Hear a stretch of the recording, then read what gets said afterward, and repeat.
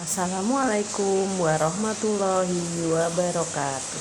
Selamat pagi Bapak Ibu semua para pemirsa yang dirahmati oleh Allah Subhanahu wa taala. Sebagai insan yang beriman, kita selalu senantiasa memanjatkan puji syukur kehadirat Allah Subhanahu wa taala. Atas berkat rahmatnya kita masih diberikan kesehatan dan lindungan sampai dengan hari ini. Salawat serta salam marilah kita haturkan kepada junjungan kita Nabi besar Muhammad Shallallahu Alaihi Wasallam. Bapak Ibu semua yang saya hormati, penyuluhan kita kali ini adalah tentang kekerasan rumah tangga, peranan keluarga dalam mencegah kekerasan terhadap anak dan perempuan. Kekerasan terhadap perempuan dan anak dipahami sebagai pelanggaran hak asasi manusia dan suatu bentuk diskriminasi terhadap perempuan dan anak, yang berarti semua tindakan kekerasan berbasis gender yang mengakibatkan atau mungkin berakibat terhadap kerugian fisik, seksual, psikologis, atau ekonomi, atau penderitaan terhadap perempuan dan anak, termasuk ancaman penderitaan terhadap perempuan dan anak, tindakan kekerasan yang serupa seperti pemaksaan atau perampasan kebebasan secara sewenang-wenang, baik di depan umum ataupun dalam kehidupan pribadi.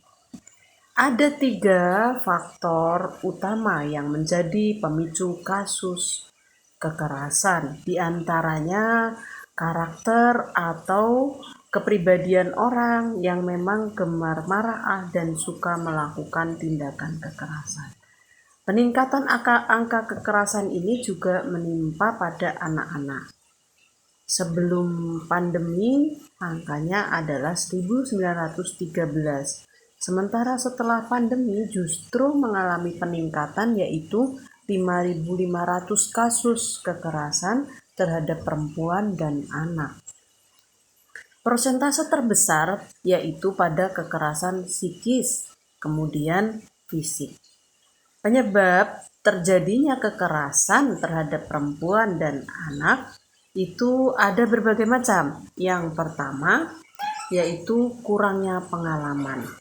Jadi kurang berpengalaman. Perempuan terutama yang masih berusia muda biasanya tidak berpengalaman sehingga lebih sering terjebak dalam hubungan yang tidak sehat, di mana mereka mengira kontrol dari pasangan sebagai wujud cinta.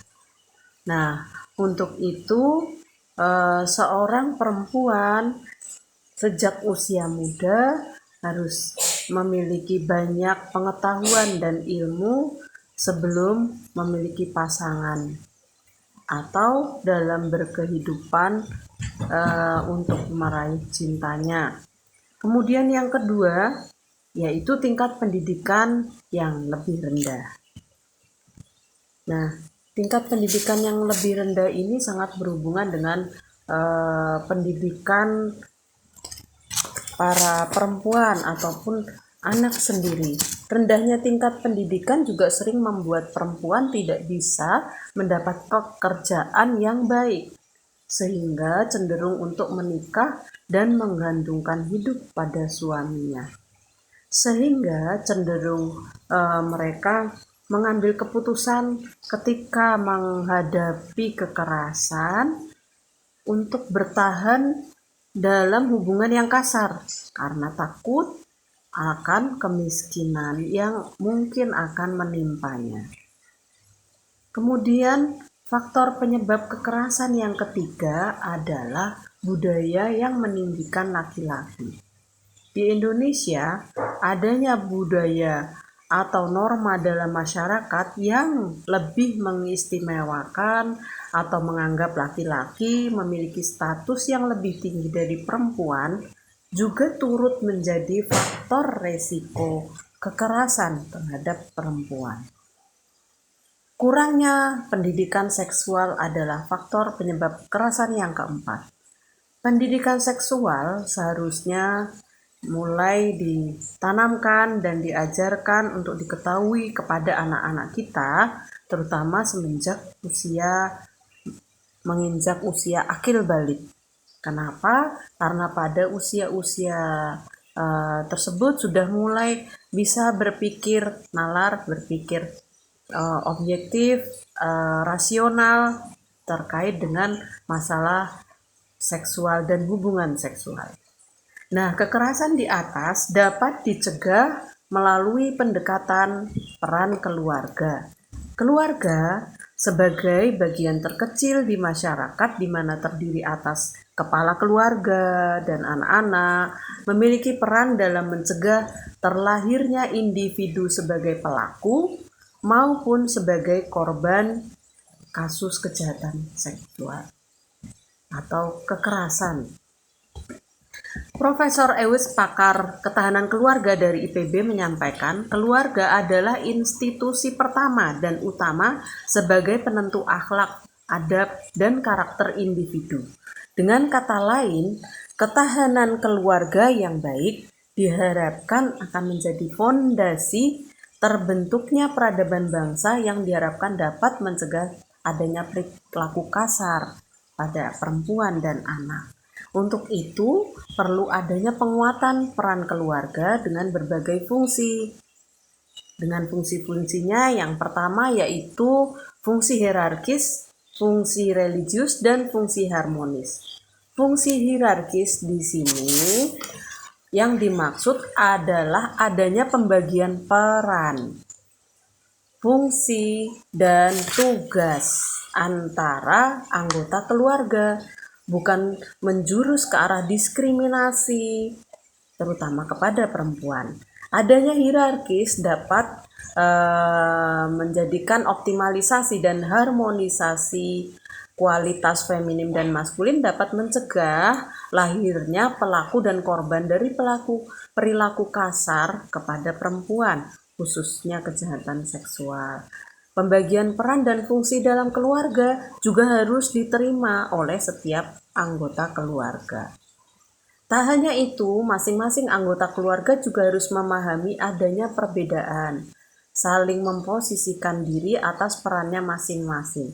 Sebagai ilustrasi, ayah sebagai pemimpin yang menjadi kepala keluarga harus dan wajib melindungi keluarganya, istrinya, ya, perempuan, dan juga anak-anaknya, bukan menindas atau memaksakan kehendak dan pendapat, apalagi memaksakan kekerasan seksual dan lain-lain.